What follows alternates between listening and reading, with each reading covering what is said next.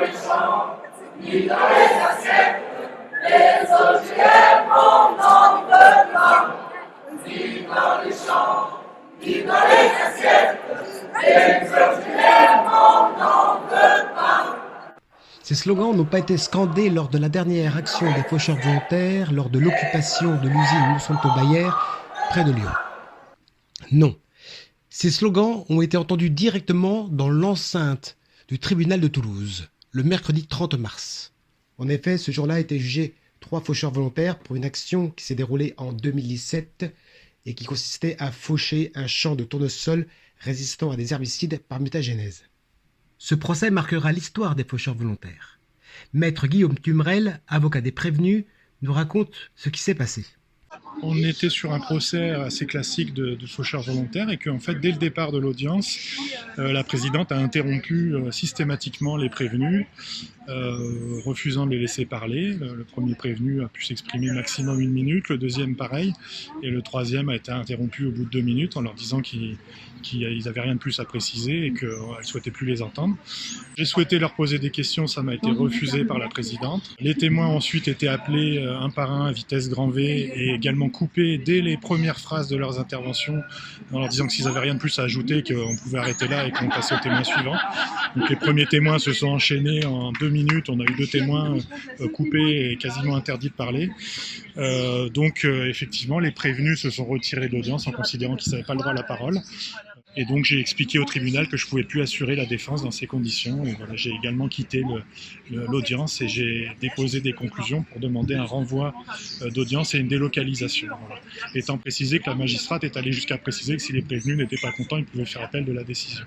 Alors le renvoi a été étudié en quelques minutes et évacué en quelques minutes, mais moi j'ai déposé des conclusions écrites pour montrer un peu le contexte très particulier de ce dossier qui n'est pas pour moi conforme au droit de la défense.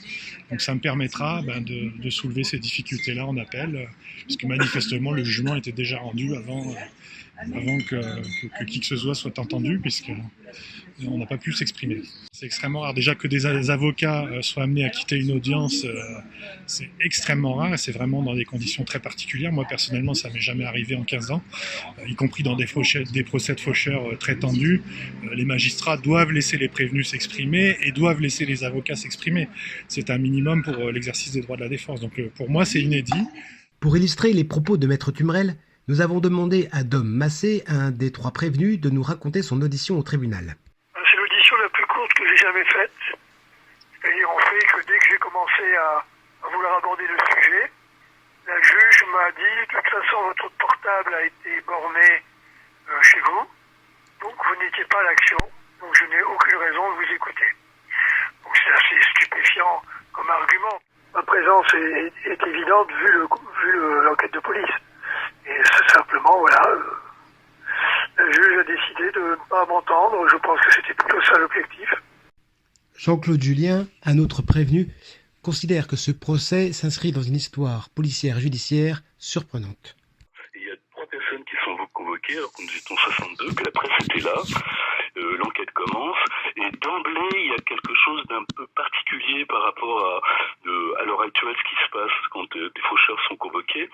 On est mis la deuxième fois en garde à vue, menotté, mis sous contrôle judiciaire pendant plusieurs mois avec obligation de ne pas aller en Haute-Garonne et de ne pas rencontrer les co-auteurs. Le procès a donc continué sans les prévenus et sans leur avocat. La présidente du tribunal a en effet considéré que leur absence ne remettait pas en cause l'audience. Pourquoi un tel comportement de la présidente ?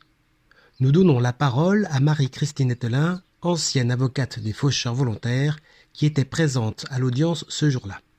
Je vous avoue que là, je suis interloquée.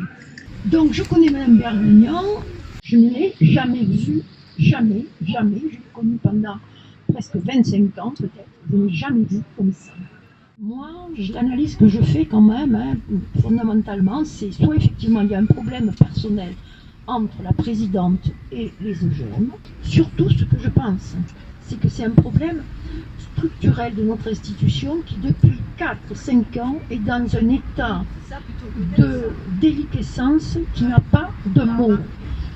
Là, on me disait qu'il y avait 1400 dossiers sur intérêt civil qui ne sont pas jugés, qui devraient l'être, et qu'il y aurait à la rentrée un magistrat pour juger ces procès pendant l'année. Si on juge aux affaires familiales sur 6 magistrats de postes, 6 postes qui ont toujours été remplis, si vous voulez, il y en a 2. C'est tout, à partir de septembre. Mais ça pose le problème de fond du procès politique, de l'expression des citoyens dans un procès. Comment les citoyens peuvent se prononcer, peuvent parler dans un procès, parce qu'ils ont le droit fondamental de s'exprimer.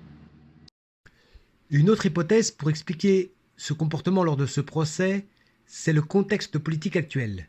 Jean-Claude Julien nous expliquera comment on essaye de transformer l'action politique des faucheurs en simple destruction de biens d'autrui.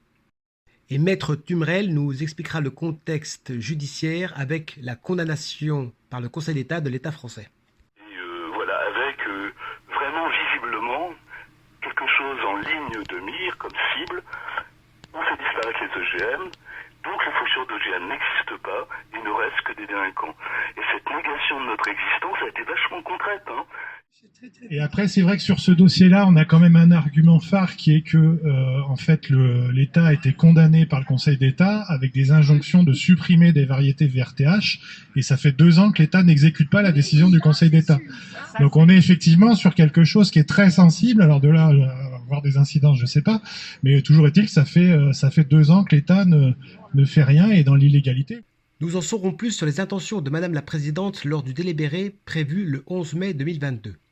Acceptera-t-elle les dommages et intérêts de la partie civile qui s'élèvent à 450 000 €? Acceptera-t-elle les 3 mois de prison avec sursis que réclame le procureur? Ce podcast a été réalisé par Christophe Noisette, journaliste à InfoGM. Il était présent à l'audience le 30 mars 2022 en tant que témoin cité par les prévenus. Retrouvez toutes nos informations sur notre site internet infogm.org.